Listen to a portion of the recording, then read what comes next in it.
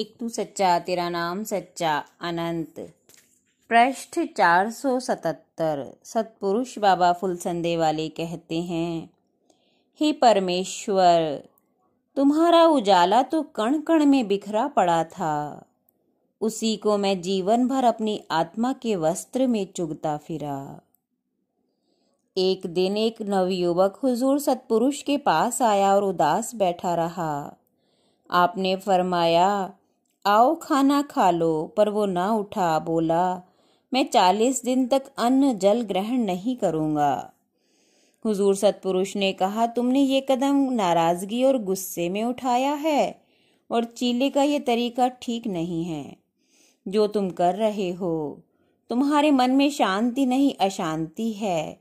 जाओ खाना खा लो, बाद उसके तसल्ली से बात करना। वह शख्स रोने लगा और काफी देर तक चुप हुआ और खाना खाकर कुछ तबीयत में सुकून पाया। सुबह होते ही उसे घर की याद सताने लगी और वह वापस जाने की इजाजत मांगने लगा।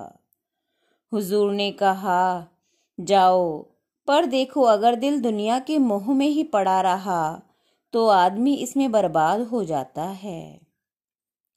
तुम्हारे वे 40 दिन क्या हुए? वह शर्माता हुआ लौट गया। एक और आदमी अधेड़ उम्र का, वह भी 40 दिन तक गुरु सेवा में रहकर चीला करने को तैयार हुआ, पर 8 दिन पूरे ना हुए घर की याद सताने लगी। हुजूर के सामने आंखें भर लाया, घर जाने को कहने लगा। आपने जाने की इजाजत दे दी। ए बंदे, भरम की ठेंटी से तूने कान बंद कर रखे हैं। अपने कान खोल और परमेश्वर की अनहद वाणी में ध्यान लगा, जिससे परमेश्वर के महल से आती हुई आवाज को तू सुन सके। तुझे तो दुनिया की आवाज ने बहरा बनाकर गफलत में डाल दिया है। देने वाले ने तो कुछ कमी नहीं की। नसीब में लिखे थे कांटे मगर किसी के लिए। जिंदगी ऐसी की जैसे बीमार की रात, उम्र भर जागते ही रहे किसी के लिए। बेखुदी ने कहां से कहां लाके छोड़ा, खुदा के सजदे और पटका सिर किसी के लिए। जो भी व्यक्ति पहली बार हुजूर सतपुरुष के दर्शन को आता, अक्सर हुजूर उस व्यक्ति से उसका नाम पूछते और फिर यह पूछते, बताओ तुम्हारे नाम का क्या अर्थ है।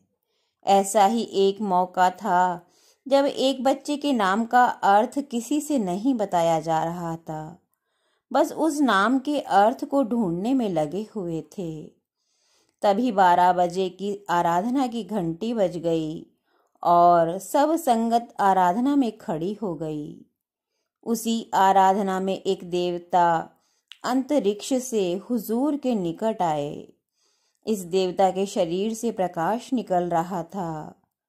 उस देवता ने हंसते हुए हुजूर से कहा, आप हमारे नाम का मतलब भी अपने शिष्य गणों से पूछें।